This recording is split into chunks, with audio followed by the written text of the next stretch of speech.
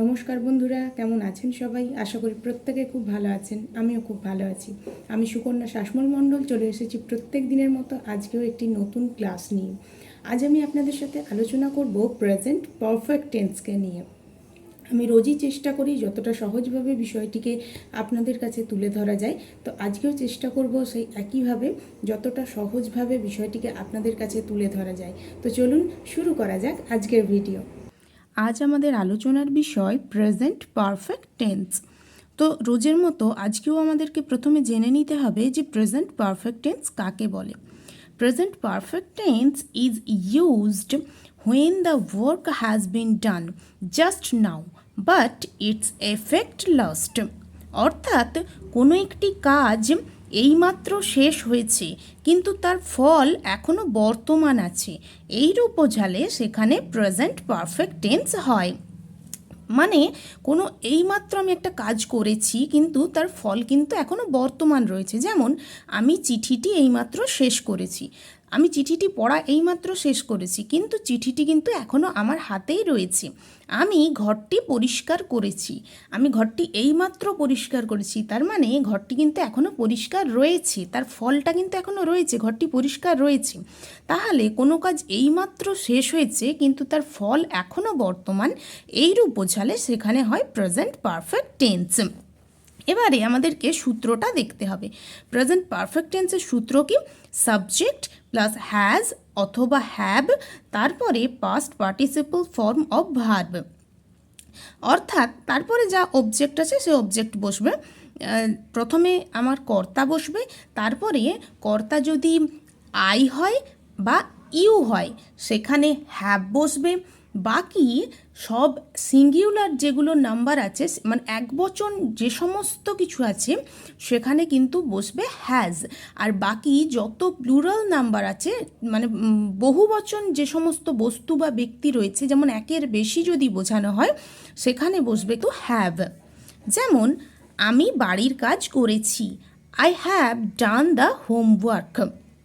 আমি বাড়ির কাজ করেছি তার মানে বাড়ির কাজগুলো করে ফেলেছি, কিন্তু সেই বাড়ির কাজগুলো করার পরে বাড়িটা কিন্তু সুন্দর লাগছে, পরিষ্কার লাগছে, মানে তার ফলটা এখনও বর্তমান রয়েছে।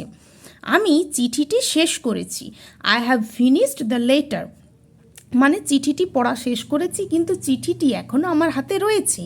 ট্যাক্সিটি এসে পৌঁছিয়াছে, অর্থাৎ দ্য ট্যাক্সি হ্যাজ অ্যারাইভড, ট্যাক্সিটি এখানে এসে পৌঁছেছে কিন্তু সে এখনও কিন্তু সেখানে দাঁড়িয়ে রয়েছে, তার ফল এখনও বর্তমান রয়েছে। তোমরা বাড়ির কাজ করেছো, you have done the homework, মানে তোমরা বাড়ির কাজগুলো করেছো কিন্তু সেই বাড়ির কাজগুলো করার ফলে সে যদি তোমরা পড়ার ক্ষেত্রেও ধরো তাহলে পড়াগুলো তোমাদের হয়ে গেছে, সে তার ফল এখনও বর্তমান। বা তোমরা ঘরের কাজ করেছো, ঘরটাকে পরিষ্কার করেছো, ঘরটা পরিষ্কার রয়েছে এখনও পর্যন্ত, তাই তার ফল এখনও বর্তমান। তাই এগুলো কিন্তু প্রেজেন্ট পারফেক্ট টেন্সের উদাহরণ হিসাবে ব্যবহার হয়েছে। সে বাড়ির কাজ করেছে, he has done the homework, তারা বাড়ির কাজ করছে, they have done the homework. তাহলে আমি যেটা বললাম যে এখানে হ্যাভ কোথায় হবে? হ্যাভ হবে আই, ইউ, আর বাকি সমস্ত বহুবচনে হবে কি হ্যাভ। আই এখানে সিঙ্গুলার হওয়া সত্ত্বেও এটা কিন্তু ব্যতিক্রম, আয়ের পরে হ্যাভ অবশ্যই বসবে। আর বাকি সমস্ত একবচন যেগুলো আছে, যেমন রাম, শ্যাম, যদু, মধু, বা কোনো বস্তু বা ব্যক্তিকে যখন বোঝানো হবে তারপরে কিন্তু বসবে হ্যাজ। যেটা আমি বললাম শুধু আই ও ইউ থাকলে সেখানে হবে হ্যাভ, এবং যত সিঙ্গুলার পার্সন বা থিংস আছে তাদের পরে কিন্তু হবে হ্যাজ, এবং যত প্লুরাল পার্সন বা বস্তু অর্থাৎ থিংস আছে সেগুলির পরে হবে হ্যাভ। এবার এখানে আমি একটা খুব গুরুত্বপূর্ণ পয়েন্ট উল্লেখ করতে চাই, যেটা আমরা প্রায় সময় ভুল করে ফেলি। প্রেজেন্ট পারফেক্ট টেন্সের একটি কাজ বা কোনো একটি কাজ এইমাত্র শেষ হয়েছে এইরূপ যদি বোঝায় এবং তার ফল এখনও বর্তমান রয়েছে এইরূপ যদি বোঝায় তখন কিন্তু হয় প্রেজেন্ট পারফেক্ট টেন্স। সুতরাং এই টেন্সের সাথে অতীত সময়ের কোনো সম্পর্ক নেই। এইমাত্র কোনো একটি কাজ শেষ হয়েছে এবং তার ফল এখনও বর্তমান এইরূপ যদি বোঝায় সেখানে প্রেজেন্ট পারফেক্ট টেন্স ব্যবহৃত হয়, তাই এর সাথে অতীতকালের কোনো সম্পর্ক নেই। আমি কেন বললাম, আমরা অনেক সময় অতীতকাল অর্থাৎ সিম্পল পাস্ট টেন্সের সাথে প্রেজেন্ট পারফেক্ট টেন্সকে কিন্তু গুলিয়ে ফেলি। যেমন আমি যদি বলি আমি গতকাল তোমার চিঠি পেয়েছি, এখানে কি হবে? I received your letter yesterday. এটাই সঠিক, কিন্তু অনেক সময় আমরা ভুল করে ফেলি কোনটা, সেখানে I have received your letter yesterday এটা লিখে ভুল করে ফেলি।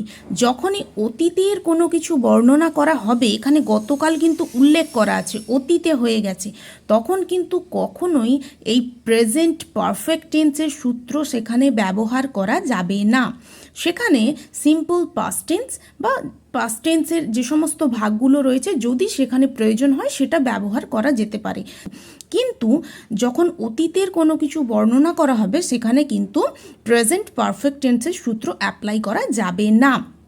আর প্রেজেন্ট পারফেক্ট টেন্সের সূত্র কি না, সাবজেক্ট প্লাস হ্যাভ অথবা হ্যাজ আর plus past participle form of the verb. তো এই হলো টোটাল প্রেজেন্ট পারফেক্ট টেন্সের বর্ণনা। তো তোমাদের যদি ভালো লেগে থাকে অবশ্যই কিন্তু আমাকে কমেন্ট করে জানাবে, ভালো লাগুক বা খারাপ লাগুক, আমি কিন্তু তোমাদের কমেন্টের আশায় রইলাম। তো বন্ধুরা, আজকের ভিডিওটি কেমন লাগলো? আমি আপনাদের কাছ থেকে আশা করি আপনারা আমাকে একটা হলেও কমেন্ট করে জানান ভিডিওগুলো ভালো লাগছে না খারাপ লাগছে, যেটা সত্যি সেটাই জানান। ভালো লাগলে তো আমি অনুপ্রেরণা পাবই, কিন্তু যদি খারাপ লাগে আমি আরও ভালো করার চেষ্টা করব। তো আপনারা যদি আমাকে একটা কমেন্ট করে জানান তো এতে আমার অনেকটাই হেল্প হয়। তো আমি আরও ইন ফিউচার চেষ্টা করব যতটা ভালোভাবে ভিডিওগুলোকে প্রেজেন্ট করা যায়। আমি এখনও চেষ্টা করি যতটা আমার সবটুকু দিয়ে ভিডিওগুলোকে সুন্দর করা যায়। I am trying my best, but still যদি এর পরেও যদি কোনো খামতি থেকে থাকে আমি চেষ্টা করব সেটাকে আরও মডিফাই করে নেওয়ার। তো সেই জন্যই আমি বলছি যে আপনারা প্লিজ কমেন্ট করে আমাকে জানান। আর আজকের মতো আসি, প্রত্যেক দিনের মতো আমি পরের দিন আবারও চলে আসবো নতুন একটি ক্লাস নিয়ে। তো চলুন, সবাই ভালো থাকবেন। নমস্কার।